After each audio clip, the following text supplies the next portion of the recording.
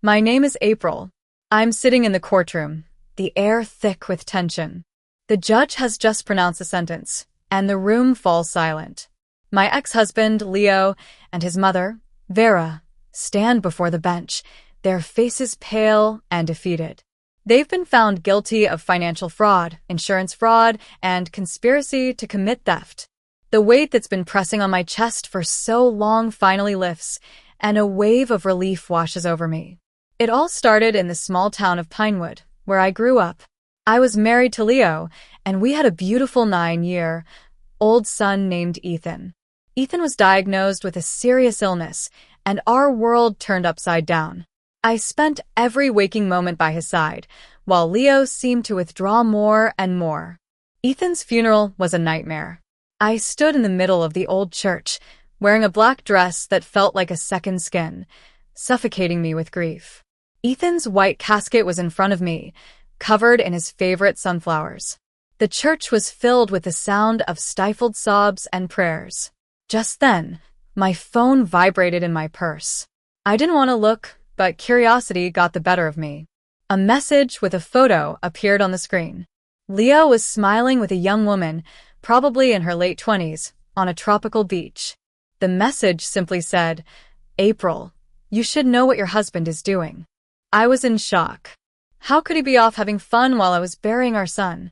Whispers spread through the church, and I could feel the pity and curiosity in people's eyes.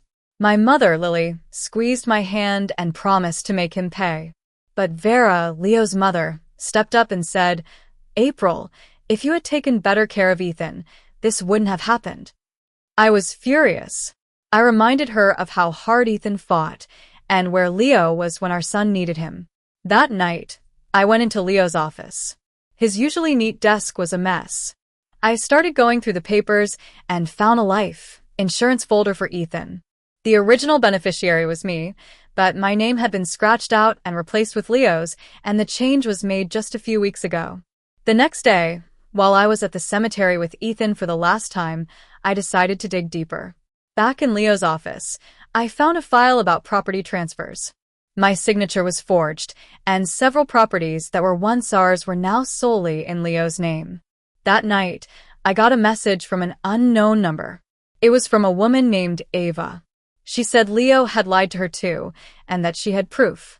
I was hesitant at first, but the thought of Ethan made me decide to meet her at a coffee shop. Ava showed me pictures of Leo at casinos, messages to loan sharks, and shady bank transactions. He owed almost $400,000 and planned to use Ethan's insurance money to start a new life with her. She also had a recording of Leo and Vera talking about exploiting my father, Henry, who had become confused since Ethan got sick. We decided to team up. I contacted our family lawyer, Mr. Harris, an old and wise man in his 60s. He examined all the evidence and told us that Ethan had a trust set up by Leo's grandfather.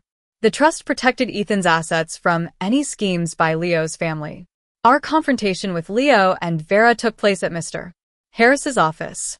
We presented all our evidence, but Leo pulled out a folder of fake financial reports, making it seem like my mother and I were laundering money with Mr. Harris's help. He threatened to ruin our reputations if I didn't sign the property transfer and drop the charges. I was desperate, but when I got home, my mother revealed that she had been gathering evidence against Leo since he started neglecting Ethan. She had hired someone to watch him, and she had recordings and photos that proved their schemes. She also showed me documents that my father had signed, transferring all his assets to the trust for me and Ethan, right before Leo could do anything. With this new evidence, we were ready. That night, Leo and Vera came to our house, demanding that I sign the papers. But I played the recording of their conversation, and just then, 2 FBI agents and the town sheriff walked in. They arrested Leo and Vera for their crimes. After the trial, Ethan's trust fund, almost $3.5 million, was donated to a local pediatric cancer foundation and set aside for struggling families in Pinewood. Ava left town after the trial, leaving me a letter thanking me for giving her a chance to make things right. Now, on this autumn morning, I'm walking with my father to Ethan's grave.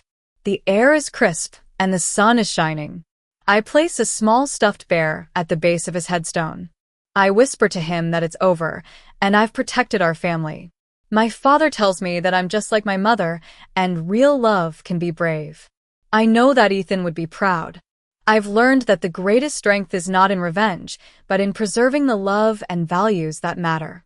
Life goes on, and I'm ready to move forward with pride and peace.